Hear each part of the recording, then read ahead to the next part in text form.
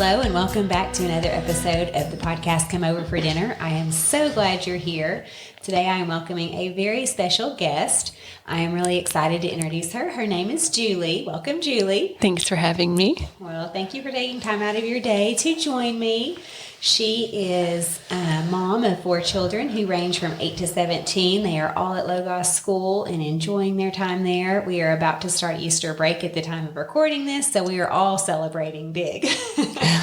She has been in this community for about 9 years, and she and her husband are busy with lots of things, especially hospitality. She loves hospitality and has hosted many events at her home, so we're going to hear about that today. So, Julie, what is one of the favorite menus you would serve at dinner when you're hosting guests? Well, first of all, tell me a little bit more about yourself. I'm jumping straight into tell me what you serve for dinner. Tell me about the hospitality events that you put on. Like when you say that you just love this topic, tell me what hospitality makes you think of. Well, for sure, just your immediate family. You know, just like the hospitality that a mother has at home, making it cozy and cooking all the things that the kids like. But also being in this community that is so wonderful. Having more families over and getting to know more people more intimately is, I guess, what comes to mind. We recently kind of redesigned our dining room. Well, basically our downstairs in order to have more people over. And I feel like just doing that very proactive thing really does kind of set you in this, like, we're doing this. Yes. Yeah. And part of that was to host more people because our house is kind of small. So you're trying to tweak, well, how can we kind of maximize what we have? And then combined with our kids getting older, kind of realizing we didn't really have a good spot to chat with them, that they were actually wanting to just hang out and chat more. And every time we go do these things on the house, we're kind of like, why did we not do this 5 years ago? This seems so obvious. The house was probably made to have it be like this, and we've missed that. It's hard to want to take on a renovating project. You know, when you get it done, you're so excited. Well, it's finished, but this wasn't even hard to jump in. Yes. Yeah. This wasn't even renovating. So I feel like we don't even have that excuse. It was just moving furniture around and buying furniture. Just kind of setting up the space better. Yeah. We had a living room and then a living room, dining room combination. And there was just one sofa in each room and then the dining room table. And so it was kind of not enough to seat everybody. We had a table that sat 8 fully expanded and whatnot. And then we had one sofa that just faced the table. It was kind of like off in its own place. A little alcove. Kind of. I mean, it looked cozy, but yeah, you wouldn't retire from the table and go chat. One way over there. And two, usually if you're having a conversation, you want something across from it where people can be a circle. Yeah. A couch across from it or a couple of chairs or something. So, well, that's great to rethink, just thinking about reorganizing furniture could really change the space and maybe encourage just talking and conversation even better. So that's also a great point. Yeah. I can make a plug for a Love Sack.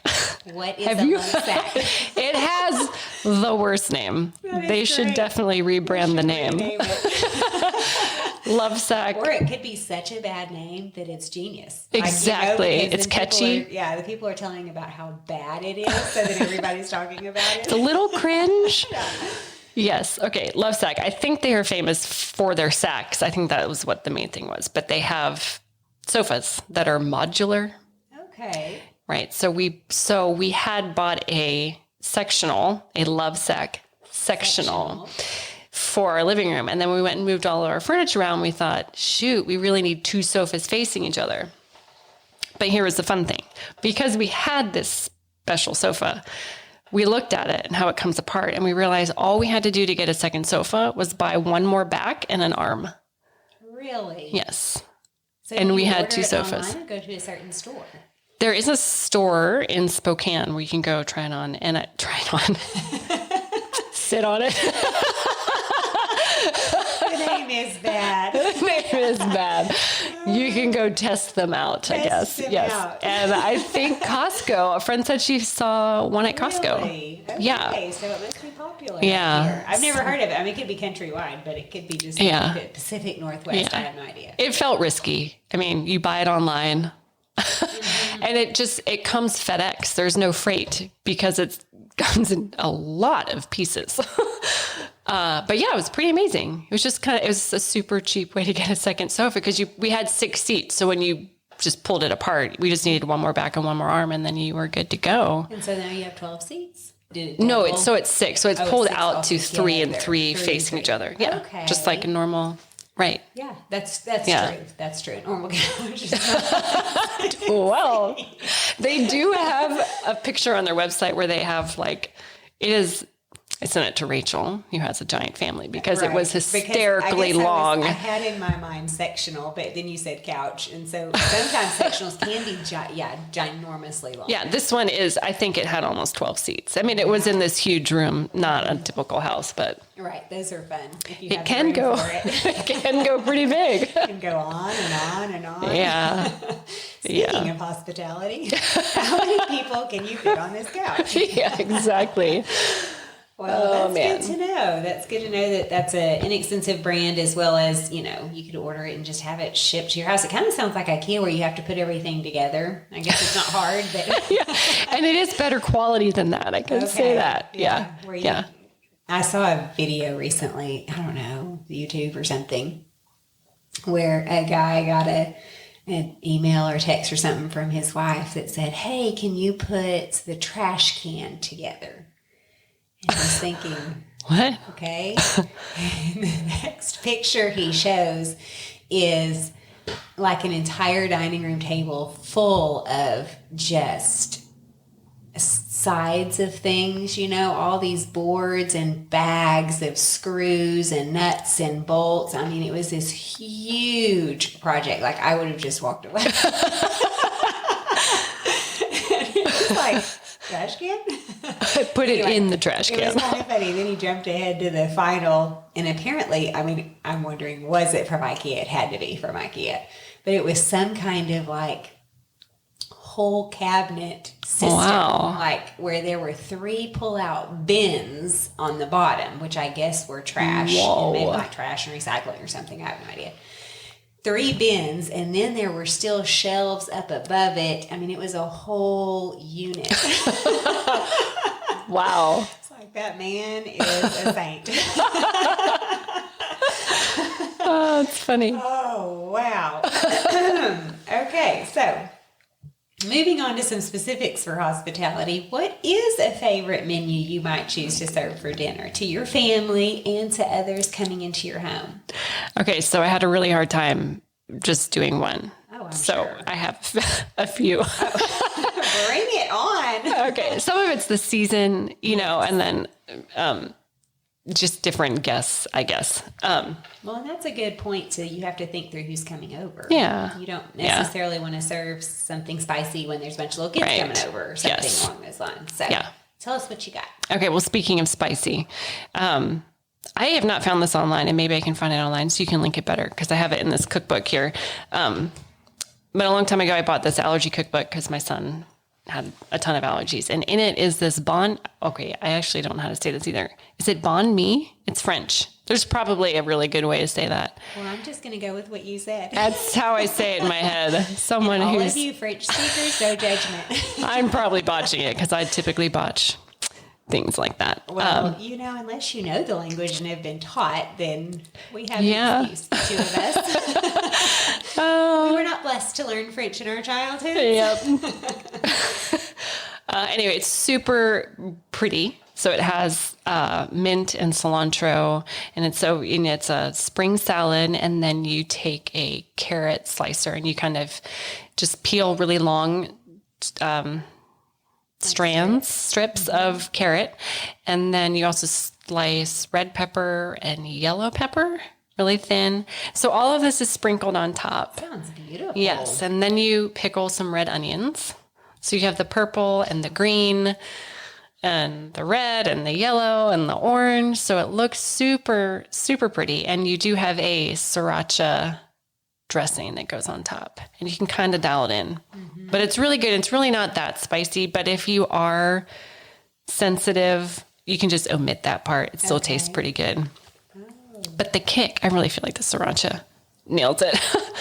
You need a little bit. Yeah. A little bit of heat. Yes. And then the key for this one, on top, you serve an Asian pulled pork along with it that you so slow this cooked. is your base. Yes. What you just mentioned. That's Yeah. the salad. And Right. Yeah. And when I first saw it, I thought this is funky. I don't know. And my husband was kind of giving me the like, what are we about to eat?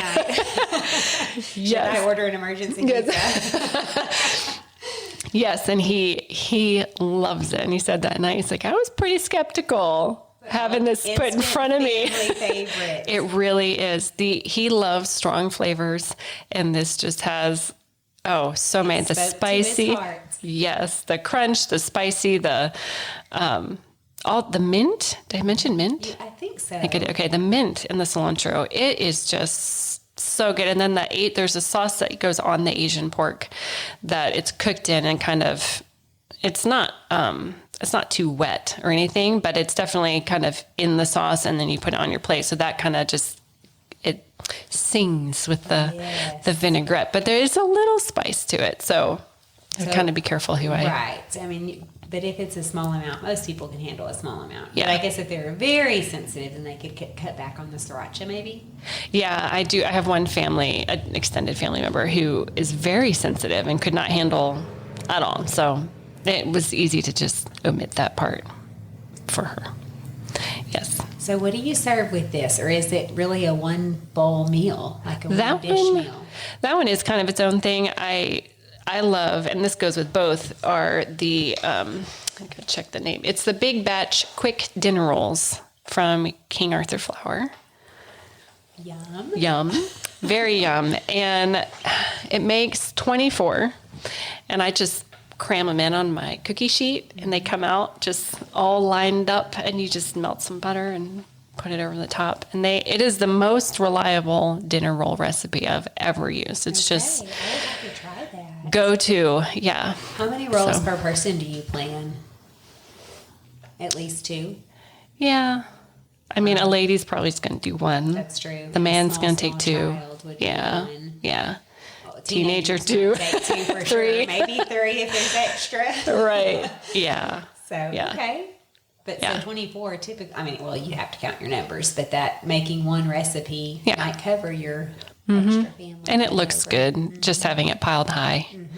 Yeah. Or if you leave it in the pan and have them tear it off, that looks really pretty too. Yes. And there's nothing wrong with some leftover rolls. No, they make really good sandwiches the next day. Imagine. Yeah. Like meat and cheese sandwiches. Is that what you do? Yeah. Or butter and honey. Yeah. Toasted. Oh, honey butter. Honey butter. That is a Sabbath must have. Yes. Do you do half honey, half butter, or do you have a different ratio? Wow. Or do you just... Do you do that? I don't know. That sounds good. I just melt the butter and squeeze some honey and stir. Eyeball it. So, I don't know. What do you do? I think I eyeball it. I mean, it's more like the squirt and I don't know stir. if mine's quite half and half. I probably have a little more butter than honey. Yeah, I think I usually do a stick and, I don't know, probably like a tablespoon or so. So that is... A tablespoon of honey. I'm definitely doing more than a tablespoon. Yeah, maybe I should step it up. You should step up. I'm holding back. You're like the family that can't handle the spice. Should totally step it up. Jump into the deep end. With Yeah. Yikes. No, that's probably it's very personal, I guess, but that would just sweeten your butter barely. But you could definitely squeeze some honey in, and it is I will do that. good. I think, if I remember correctly, a long time ago, the What Have You podcast, I'm pretty sure that Becca and Rachel had Nancy, their mom, Nancy Wilson, on, and there was kind of a fun argument about how to make honey butter. Okay. And I think it was Rachel differed from her mom, but I thought one of them was half and half, or maybe it's probably just eyeball it. Okay. It may not be quite half and half. But her mom, I thought, said 1/3 to 2/3.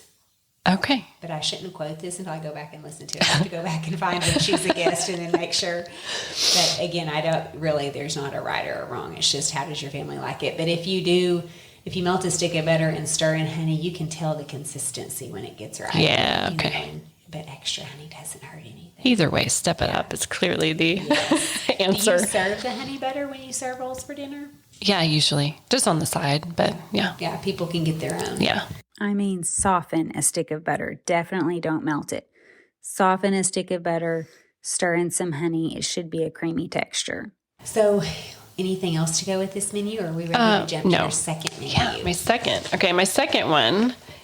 Okay, this also, I want to have dessert. Oh, definitely tell us about your Yeah, dessert. I got to have these. Okay, so the other one it's called garlic butter roasted pork tenderloin. And this one is from the La Creme de la Creme website. I don't know if you've heard of Say it it. again. I have not heard of it. La Creme de la Creme. Okay. It's a fun one. I'll have to post that on my website so that we all get to the right spot. Go to comeoverfordinner.com and go to the recipe section and look for Julie's name. It's Julie Heisig. And underneath her name will be all of her menus and the links to anything we talk about. So you can find it there. So this one, the thing I love about it, again, it's very reliable.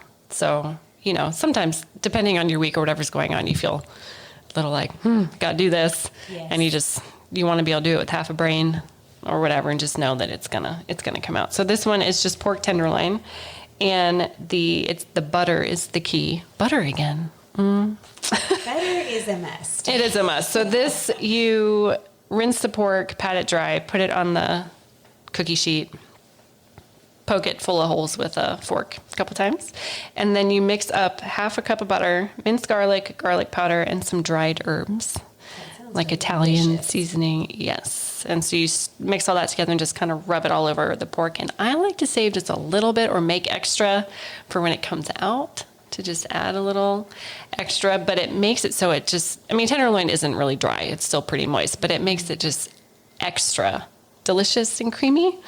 So when it comes out, do you baste it on top? Yeah, a little bit while it's still It's hot. not like you're serving it separate on the side for people to put it on there. You're Correct. doing it really quickly. Yeah. When it comes out. It rests, and then it rests for about 5 minutes or something. And then I slice it, and then while it's kind of tucked together but sliced, I just baste a little more so it kind of drips throuu. That cannot hurt. No, Sounds and like it really ramps it up to over the top. yes. And I do that on whatever I'm serving it on. So I'll slice it, move it, then baste it so it's all, swimming. Swimming in butter and herbs. Yes. And then this one, what I typically love to serve it with is the Pioneer Woman's Fancy Mac and Cheese. Have you heard of this one? I think It's been around. I'm not sure if I've made it though. I do love her recipes. This one is. Does it have bacon on top? Yeah. Okay, I might have made Okay. it. I think I've also heard it as $15 mac and cheese or something. Because it's more expensive Yeah. than the cheap mac and cheese. Right. Than the 87 cents box or something. Right. Yes. Yeah. This has Parmesan, Gruyere, Fontina, and goat cheese. She has one with mushrooms, but I don't do that one. Yes. I'm sure with the bacon on top, kids are all about this one. Yes. They may not be about the mushroom one, but No, but the goat cheese can mess with kids a little bit. They're not a huge fan. does it hide in that one, or does it? I think it stands out. There's 4 ounces in the whole thing, so I don't think it's particularly strong, but there's also 2 whole onions that you caramelize in there. Again, it's good, but I sometimes, depending on the ratio of kids that are coming or ages, I might make a Velveeta mac and cheese on the side. On the side. Yes. But my kids love this now. They used to not like it so much. They've acquired the taste. They've acquired a mature Yes. palate. Yes. So that one is really good, and it goes so well with the pork. And I would just serve, whatever vegetable I want that time. Green beans is always a win, or salad, or anything goes, whatever I feel like. Right. And then warmer weather-ish. We are on the brink. We are on the brink. I know. This is very spring, 4th of July, kind of in this general time frame, Memorial Day. We're looking forward with hope right now. With so much hope. Tell us your summer menu. Yeah. I want to have a cocktail too, so that will help us think Yes, spring. Spring and summer is upon us. Yes. Okay, this one is an orzo with roasted vegetables by Ina Garten. Her recipes are also very reliable. They and are. amazing. Yes, just very reliable. This one has eggplant in it, which I also skip. It might be good, but I have not really. I'm not an expert on using eggplant. I don't even know if I've ever had it. Some people make eggplant parmesan. Yeah. And it's all the rage. And I'm sure if you're out there and listening and you make eggplant parmesan, you are fantastic and your recipe is fantastic. But I can't say that I'm a big eggplant. I'm sure I could be converted, but I'm not an eggplant cooker. No, Shall we it's say. never done anything for me. So So you leave it out of this recipe. It's I leave it out of optional. this. It is. So when would she? Oh, she would just put it in with the roasted peppers. Okay. Yeah. And so I've just left it out. So it's just red. So if you love it, you can throw it in. Yeah. If not, it is okay to leave It's it out. totally fine. Okay. Yeah. So she has some onion, bell pepper, garlic, and just roast all that together. You cook the orzo separately, toss it in. She has the dressing is really good, and the accessories, you might want to call them. So the dressing is lemon juice and olive oil and kosher salt and pepper. Just light. Yes, that sounds very light and submarine. Yes. And then to assemble it, you add 4 scallions, pine nuts if you want, which I do think would be good, but my son's allergic, so I just don't normally. And I really don't feel like it's lacking. I would just add a little extra if you hadn't. The keys, though, there is 3/4 pound of feta and then 15 fresh basil leaves. That is key. Yes. You would really notice it without the basil. I've done it in a pinch without feta, but the basil, that's a really what must. makes the salad Yeah, for yeah. summertime. Yeah, that's delicious flavor. Yeah. Is that a one dish meal? Or do you serve it with something? I mean, you've mentioned vegetables and orzo. And it could be. Yeah, I typically still do a green bean or something with it, with the pork. It's good. You wouldn't necessarily have to, maybe if it was a picnic setting. Oh, this is going with your pork. Yeah. I would still do the pork. I see. Yeah. Okay. So I could do the pork with the fancy mac or the pork with the orzo, Okay. kind I of was depending on the thinking we were feel. now talking about a third menu. Oh, so I did bring a lot of menus. Okay, so I see there's choices of sides. There's choices, yes. So if you have if it's summertime and you have the seasonal produce available Yes. and basil plant, then Yes. the orzo might be your choice. Okay. This orzo salad, it's funny. It does get a lot of kind of, like, will this be good?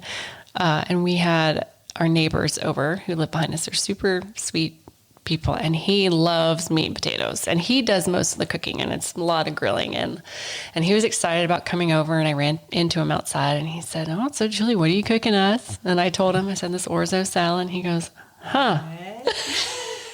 And he goes, "Really?" And I was like, "It's good."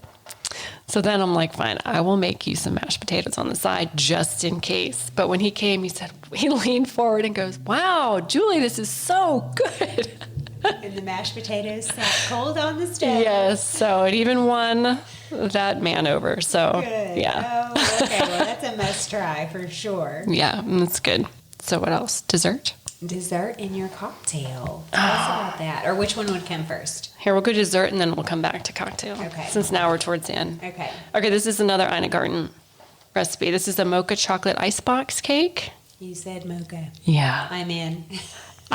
This is a real toss-up between this one and a flourless chocolate cake as to which is my most favorite dessert. And it's hard to say. Okay, well, we This one might win. Toast both. Yeah. So this one, made a lot of Ina Garten desserts, but I don't think I've made this one. oh, yeah. icebox You will probably, you just have to make it. I have to make Yeah. this. So I'm making it for Easter. Really? So maybe you should I might also. have to make this for Easter. Yeah. Okay, tell me about it. Okay, so it's not a cheap cake, as Ina typically goes. I mean, not that her recipes are most expensive, but in the Hamptons, it's always a good olive oil or something. Yes, so the finest The chocolate. finest chocolate. Yes. Sourced from the local vineyard. That, Right, I'm pretty getting much my that. ingredients mixed up. Yeah. Okay, so for this one, well, the thing that's not cheap about it is that she suggests that you use 3 packages of Tate's Bake Shop cookies. And they are really good. They're pretty crispy, so I've just stuck with going with her plan versus, trying to make it cheaper and making my own. What are Tate's Bake Shop cookies? Yeah. Do you buy them in You the do. store? Yep. Target has them. Oh. Walmart has them. The good thing about this recipe is you could do gluten-free too, because you just buy gluten-free cookies and then boom, you have. So what kind of cookies are they? They're chocolate chip crispy cookies. They're kind of thin. Yeah, they're thin and flat and crispy. Okay. Yeah, and they kind of look like So that makes her crust. Yes. Okay. So, and they kind of look like they're in a Pepperidge Farm bag, like a similar thing. Yeah. Well, that would be an easy start. Yeah. That would be if you're, we talk sometimes about shortcuts or time savers. That would be a quick crust. If you're, and you already have your chocolate chip cookie, yes, crispy, and you're not. I mean, people have different chocolate chip cookie recipes, and I'm sure some of them are thin and crispy, but most people make the ones that have a little bit of. They're softer. That's what I make. Go for a crust.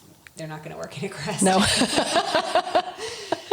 Well, so this is not. It's not a crust. It's the icebox cake. So you're going to layer it. Okay. And then so it's not. It is super fast to assemble, but then it has to sit for 8 hours, kind of thing. So just make ahead. Which prep also tip. helps. Yes, hot prep tip. Make it ahead. For company coming over, you are forced to make it. The day before. Yeah. Unfortunately, this is not a last minute cake, but it's easy. You could quickly whip this up. So it has heavy cream, mascarpone. I don't know how you say that either.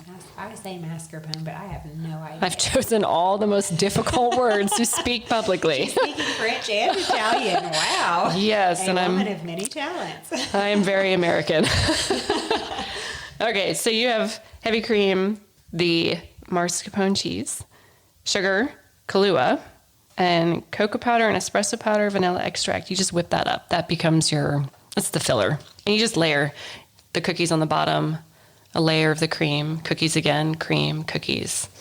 And you top it with cream. And you can do some chocolate shavings on top, which makes it look really pretty. The picture looks incredible. Oh, you pulled it up? Yeah. I did pull it up. Yeah. Wow. Yes, Easter, here I come. Yeah. A friend needed a recipe really fast one day while we were coaching and for a wedding. Mm-hmm. And she's like, I don't know. And I think I need it to be gluten-free and I have no time. And I said, I can help you. I have the perfect recipe. Yeah. And she said it just worked out perfectly because it is a cold cake, but it sits just fine. It holds its shape and everything. It's great. And everybody loved it. And it goes fast. It's delicious. Who doesn't love chocolate? I have run into those people, and I'm still praying for those people. To joke. It's a very miserable life, I imagine. I will pray for you if you do not like chocolate. But yes, chocolate always. Sometimes like when you do Easter or a big holiday, Mother's Day or something like that. I mean, you can have one dessert, especially if it's a small group.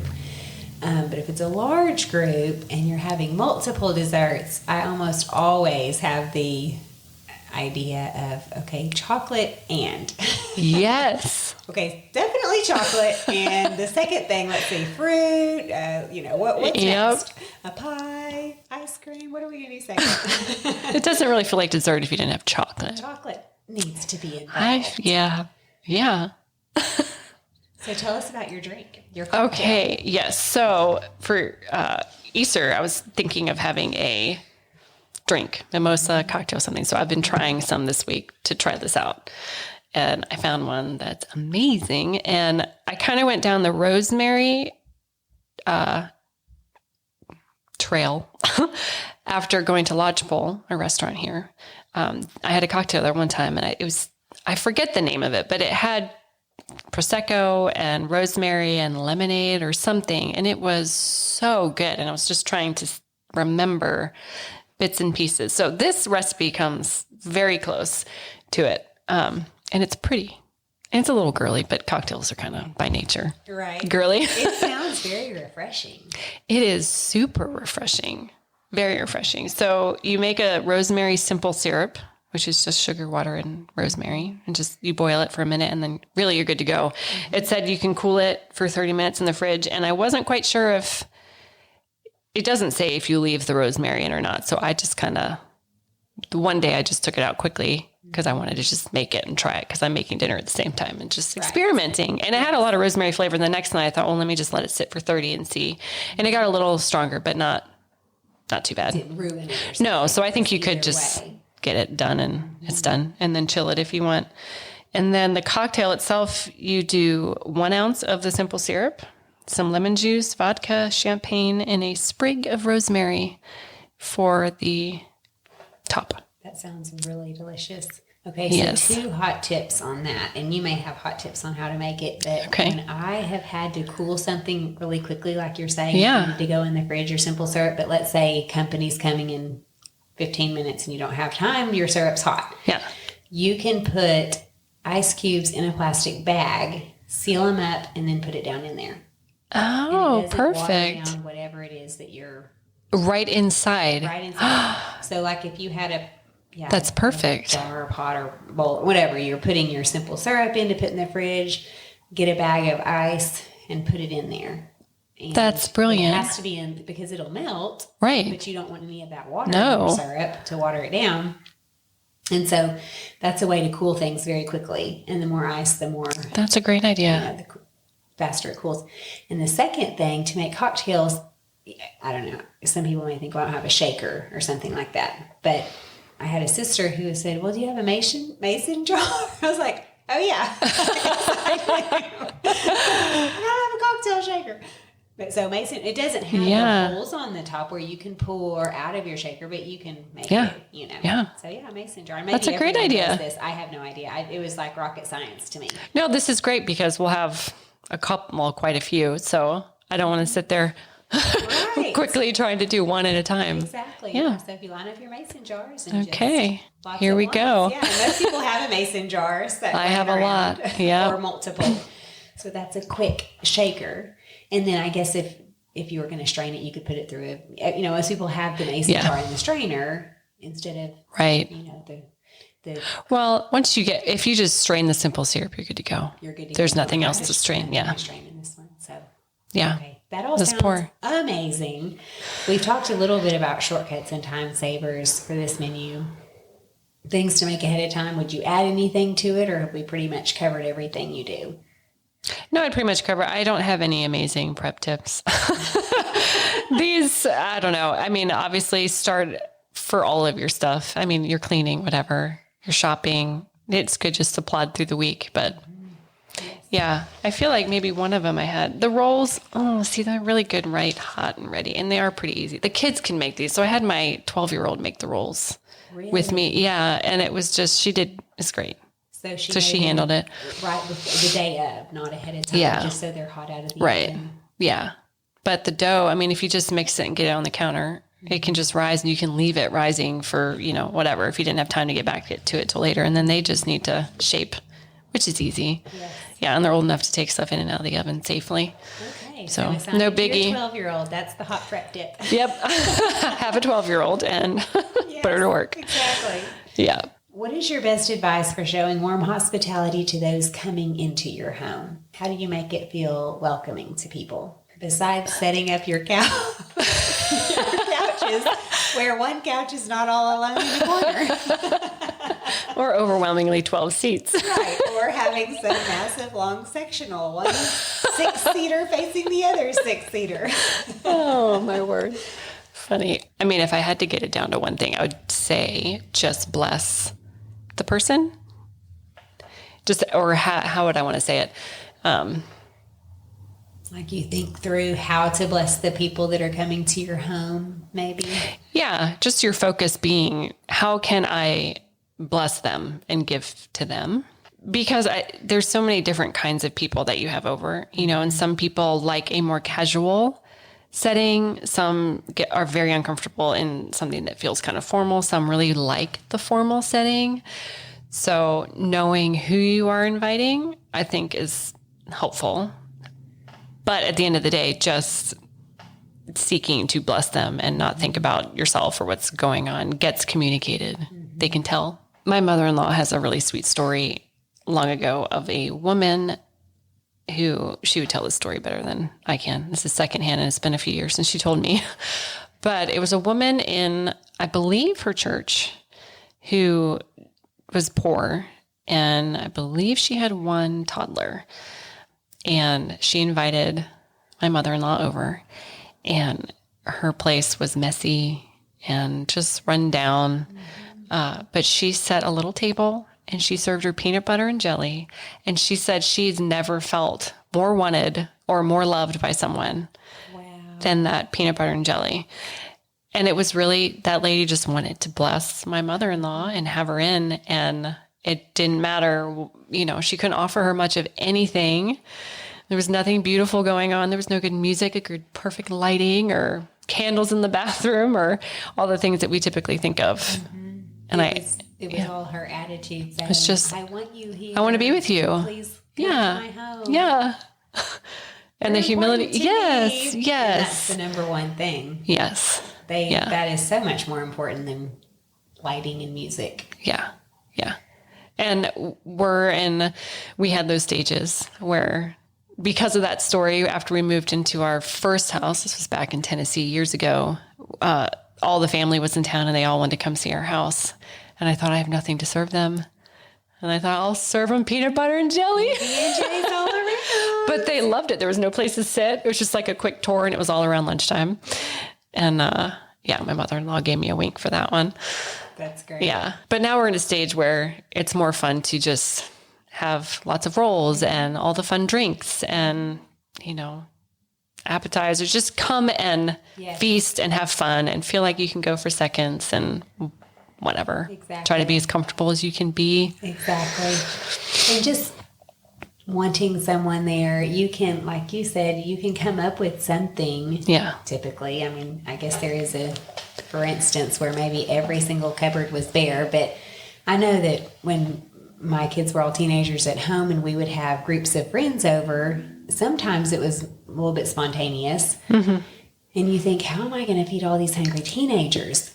But we want them there. We want to give them something. And so there were plenty of times when we'd be making grilled cheese. We have bread, we have cheese. Yes. Or I'd get out the waffle iron. It's really cheap to make pancakes and waffles. Super cheap to make pancakes and waffles. And if you have it, if you had eggs and bacon, go for that. But on the side, they're just fine with a pile of waffles. Carbs and teenagers. Exactly. So it's like it can just kind of be spontaneous and also but thoughtful. You're thinking, okay, these people are coming, like your family was visiting at mealtime. We're doing a house tour at lunch. Oftentimes with teenagers, it wasn't necessarily at a mealtime. It could have been. If it was a mealtime, they probably would just jump in with our family and I would have had something planned. But with teenagers, you just recognize they're always hungry. Mm-hmm. And if they're doing sports in the yard and they come inside and all you have is water, it's pretty tough. So, if they're going to be there a while, I was thinking, snack time. What are we going to do for snacks? So anyway, yeah, to tide them over till dinner time. Yes. I had 4 boys. Yeah. And a girl. So I know. The boys especially. Oh my goodness. Yeah. Lots of food in our house when I have 5 teenagers at home.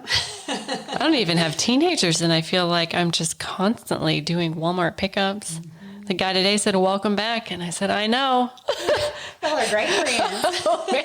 How's it going, old buddy? People old pal? keep eating. It's one of those weeks where you're there Monday, Tuesday, skip Wednesday. Oh, back on Thursday. Back again. I apparently am not planning large enough quantities. Exactly. My goodness. What is your must-have kitchen item and where can we find it? I have 2 answers. Obviously, because I don't do things in one. Did not choose. I am feeling better about my indecisiveness right now. I hate those questions. What's your favorite movie? I'm like, I can't do it. Yeah, no, I can never. I can give you 5 questions. or none. I could give you none. Yeah. What genre? What are you exactly. talking about? Yeah. Give me specifics. Yes. No. Goodness. Okay, tell us your 2 kitchen items. Okay, the first one is the practical answer, which I would say a knife. Knives, 3 knives. Okay. Do you have a certain brand that you love, or do you just say a good sharp knife? Well, obviously just a good sharp knife is great.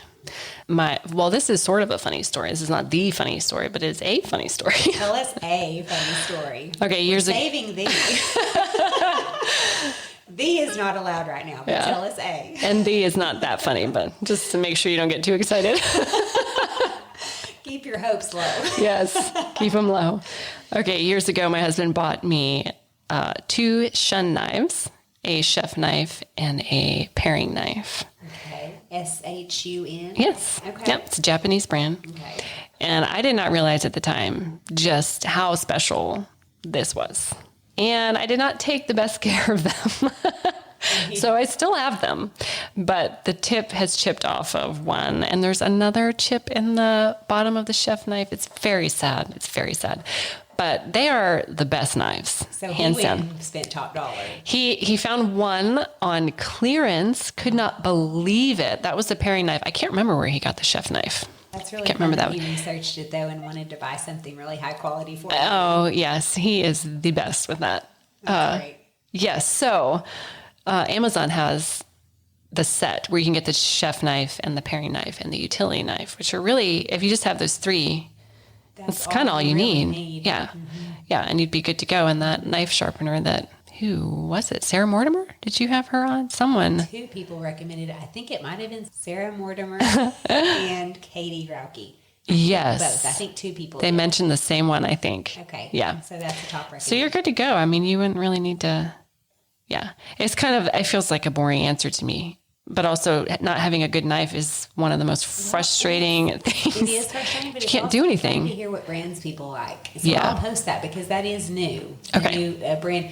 And people have said, Japanese is high quality. Right. But there's some different knife recommendations, but I'll post Yes. that one Okay. as well. Yeah. There's a spot there's a shop page on the Oh, website great. where you Yeah. can look at all the links to products we discuss. Fun. And then decide, hey, this is, my favorite. I want this one, or I'm Mm-hmm. going to save up for this one, or my sister has a son getting married, and she looked through that whole page to give them recommendations. Oh, for their good registry. idea. Because now is the time when you're registering for kind of some nicer things that you're hoping will last a lifetime. Yes. Which might be knives or pots Knives and pans totally would. and that sort of thing. And so, great Yeah. time to put it on your wedding registry. It is. Some people are, Yeah. wanting to spend a little bit to help you get your home started. So, yeah, Yep. I'll definitely list it. Okay, great. Second one. Well, one specifically is a teapot. Yes, before you tell us about the teapot, she hosted a table at the Ladies' Homemaking Fair. The church that I attend here in Moscow, Idaho, Christ Church, did host a ladies' homemaking fair, and it was just beautiful and amazing. It was so fun. It was so fun. There were just so many talented ladies who set up tables with a theme, things that they were good at, and then they shared it with the other ladies, whether it was making something like kombucha or other drinks like that. Then they would have recipes, or one lady did Indian recipes. Yeah. Lots of different things. Cake decorating. Cake decorating. It wasn't all food. One lady did an art table, and I don't know. You could tell me more about it. Yeah, there was like flower arranging. I think a gardening. Yes. Yeah, I didn't make, a canning. Yes, that's true. Yeah. There were so many. So many. So many. Yeah. And prizes and gift baskets. Yeah, And just it's so sweet. much fun. But Julie's table, tell us about your table. We kind of did a tea party theme. We had coffee cakes and Devonshire scones, which was fun. So we gave those out, and then we gave out some tea bags also. And then you could win the tea party basket. So it had a tea set and a really cool tea cookbook, sort of, kind of what you'd serve at tea time. I forget what, afternoon tea, I think is what it was called. Like scone recipes and Yes. cream and jam and that sort It was of thing. very British. It looked like it was straight off the Great British Baking Show. Oh, that sounds Beautiful lovely. thing. Yes, it was very lovely. Yeah. So Yes. tell us about your second favorite kitchen item. Okay, so you could just say the category of pretty things. Anything that's, you're in there, and I guess a pretty bowl or whatever, towels, these things just, they kind of are my favorite thing in the kitchen. Yes. But the teapot, I feel like if it's a pretty teapot, and I'm not talking about like an ugly utilitarian stainless steel looking kind of teapot, I feel like it makes the kitchen, there's a vibe with it that's homey and warm and It Can is be pretty. used as a decoration. It totally can. And this one teapot, it's Le Creuset. More words. That's how you say it, right? That's how I say it. Okay. We're going to say that we know this word. I'm questioning everything at this point. Le Creuset. Yeah. I did not know they even had this one. I went. Didn't know they had it. I mean, I would imagine they would. Now that you say it, it makes sense. They have But teapots. They've always had teapots, Okay. big and small. Okay. They're the petite. But there is this epic one. It's their Christmas line. I didn't even know this existed. It's Noel, just Noel, I guess. They have there's like a casserole dish, this teapot. It might be a Dutch oven. There's 3 things, but they have the casserole dish and the Dutch oven. They have a design on it that's kind of Christmassy, but the teapot does not look Christmassy. It's all white, and then it has a gold handle and a black top. That sounds beautiful. It is the most beautiful teapot I think I've ever seen. And my husband got me that also. And it is... Had you seen it and showed it to him? Yeah. Or did he just find it? Oh, I saw it. And he said, go get it. So I got it. And where do you buy it? Okay, Amazon had this really fast, and then it sold out. You can get it from their website, but it was also sold out for the longest time. And I emailed them in kind of a panic, saying, are you going to get this back? Is this coming back? Is this just seasonal? Was it a one-time season? And they said, oh, it will come back. It's just out of stock. And it did come back, and it was gone in a heartbeat. It is very classic. I pulled it up to look at it. It is very classy. Very classy and With classic. Black and gold and white. It's beautiful. I really Yeah. do like it. Thank you. I think so too. I will find a link for this. The world must know. The world must know, and I hope it comes back in stock again. Does it show right now if it's in stock? I just did a general Google Okay. search, and so So you can see it. it's pulling up on some sites, but I don't know if it's in stock. Like if I actually clicked on it, if it Okay. would show in stock. So I'll find a place where it is. It was hard to get a hold of, but I think worth every penny. If for some reason I just cannot find it in stock, I'll post a link so you can see what it looks like, and then you can keep an eye on it. searching Yeah. for it. But there are numerous places that look like they might would have it. So Yeah. anywhere from Williams Sonoma to Macy's to who knows. So Yeah. I'll see. I'll do some research. There was a gal you had on at one point who, oh boy, I think you had her. But she mentioned having a fruit bowl full and that it made Yes. it feel safe or something. And Sneaks. okay. She's the artist. the artist. Well, this kind of channels that idea. I think it's not a safe feeling per se, but just the cozy. You get warm things here. Someone loves you. It's beautiful. Work is done. Kind of all of those things, and then you enjoy using it because it is pretty. Do you put it on your stove and keep it there, or do you have it on your countertop or a shelf, or how do you decorate? It does move around a little bit. I keep it on the stove largely because our stove is the island, so it's kind of front and center. That makes sense. Yeah.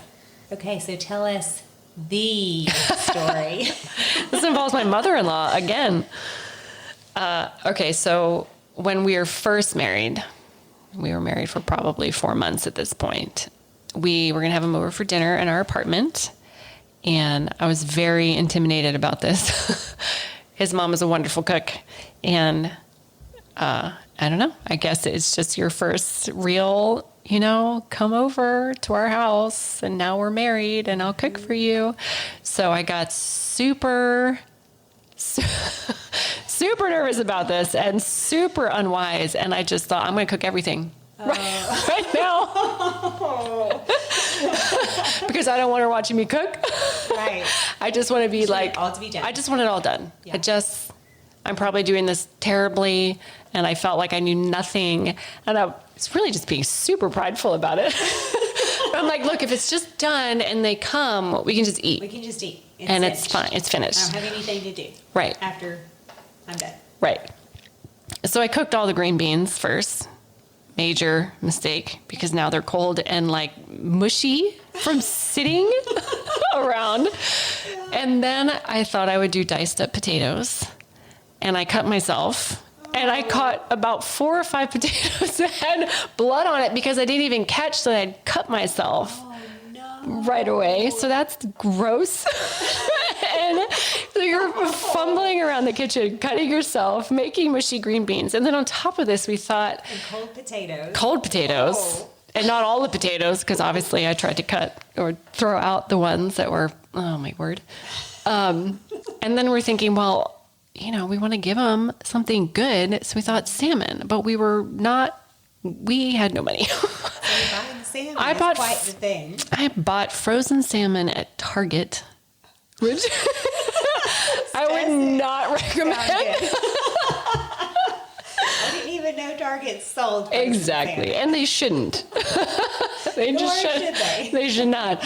Yeah. And so then I thought, okay, I actually really just don't know what I'm doing with the salmon. So when she comes, I'll have her help me. But whatever I did with the setting, or maybe I started to cook it, I don't know. But it burns. The whole thing burns. The smoke alarm is going off. His dad is opening the windows and just fanning everything out. Everything is cold. It was just awful. That is awful. I should have done peanut butter and jelly. That's what I should have done. PB&J's, just pull them out. It was a train wreck. Oh. Yeah. But, they sat there at our little IKEA desk/table and we ate it, and they were obviously super sweet and gracious about it, as always. But wow, I learned a lot from that night. Yes. You have so many things. You have a lesson about pride. Yeah. You also have a lesson about how to plan. How to plan your timeline. Don't freak out and do it all in one Exactly. half hour. Maybe cook what you know. You have a lesson about not buying from Target. There's just so many. So many. There. Yes, Yeah. I've shared a few of my early days stories on past podcasts, so I won't rehash them here. But yeah, I have some from the early days that I look back on, and I'm just like, oh, I hope. Oh, that it's person's just terrible. forgot. Our memories don't retain everything. Like, God, please help them to have forgotten that. Just drop that memory. How bad I was during that time they came over. Oh, man. Oh, yeah. Yeah, that's pretty bad. But, so if someone's hearing this and they're thinking, well, I'm new to this too, and that's definitely the story I just had or the story I would have, how would you encourage them to just keep pressing on? What did you do after that? Oh, man, I don't know. I didn't have anybody over for a long time. This will be edited. Yeah. That's true. I took a couple years off, I think. She had to recover. Yeah. Oh, man. Wow. Well, at the time, we were living around a bunch of families, so they handled most of the get-togethers. You learned. I learned. You watched. And Yes, learned. I did. So I was very blessed to be brought in on all those other. And so I watched and learned literally. Well, it is a learning experience, and that's honestly just how it is. I think sometimes people who first get married, or maybe they didn't have a mom that they cooked with or taught them things, or hospitality wasn't in their home. Sometimes it just seems like, well, that's not hard. It's not hard. You know, just jump in and do this. But sometimes it's a bit harder than what it looks or seems when you actually get in the middle of it all. Yeah. So just having the attitude of it's a learning process. You're gonna mess up. Laugh. You're gonna have mistakes. Laugh about it. Laugh at yourself. Yeah. Stay relaxed. Yeah, your guests will laugh with you if you're laughing. Yep. If you're crying, Oh gosh. it's just gonna make everything really awkward. Yep.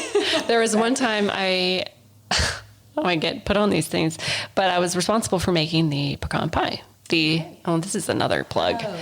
Paula Deen's chocolate chip, Jack Daniel's chocolate chip pecan pie. You say chocolate. Uh-huh. I'm in. It's the best. Sounds amazing. Yes, you can't go back to regular pecan pie. This is going to go on the Thanksgiving menu. Yes. So I had made this pie multiple times and it turned out just fine. And this one time, it just was not setting for some reason. And I thought it had, but then we went to cut it and it was just soup inside. And I'm thinking, no, it's Thanksgiving.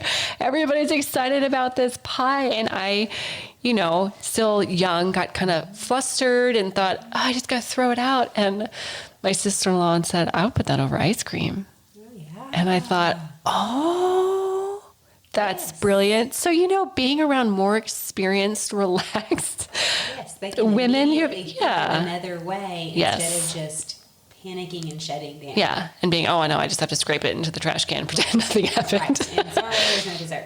Yeah. Where everybody would love it over ice cream. Oh, yes. That was an Somebody amazing. told me a story once. I'm not sure if it was on here, if it was just we were talking, but it was when a cake did stuck to a pan bad and it would not come out. Yeah. And it was just a disaster. Yeah. You know, the cake is just not beautiful enough to set out and serve. Just pieces. It's not a puzzle to put back together. And her friend said something like, just turn it into kind of into a trifle. Just cut it into pieces. Oh. Like cut it into. It's Yeah. supposed to be in pieces, like squares, not perfect squares, but and Yeah. layer it with your fruit and your whipped cream. That is Choose brilliant. to serve it with any Yeah. way. I think it was some kind of like pound cake. You have Okay. fruit and you have whipped cream. Just turn it, get little glasses out and turn it. Yes. This is cute. Aw. Dessert, Looking totally intentional. Yes, look totally intentional. It's like you just have to kind of revamp because people really just want to taste it. Yep. So you have to go through the stressful situations in order to learn to not be stressed. Creativity. Yes. And learn to just laugh at yourself. Think under pressure. Think under pressure. Your own pressure. Yes. Yeah. And just keep putting one foot in front of the other and just keep doing it because it's the only way you learn. Yes, exactly. I mean, the only way you get better at things is just try again. Yep. And keep having families over and you'll get better at it. And So don't give true. up. Yeah. Okay, Yeah. well, thank you so much for coming on today and for being a guest on my podcast. I've enjoyed it so much. Thanks for having me. Yes, all of your tips are wonderful, and I cannot wait to try some of these recipes. Until next time, bye for now.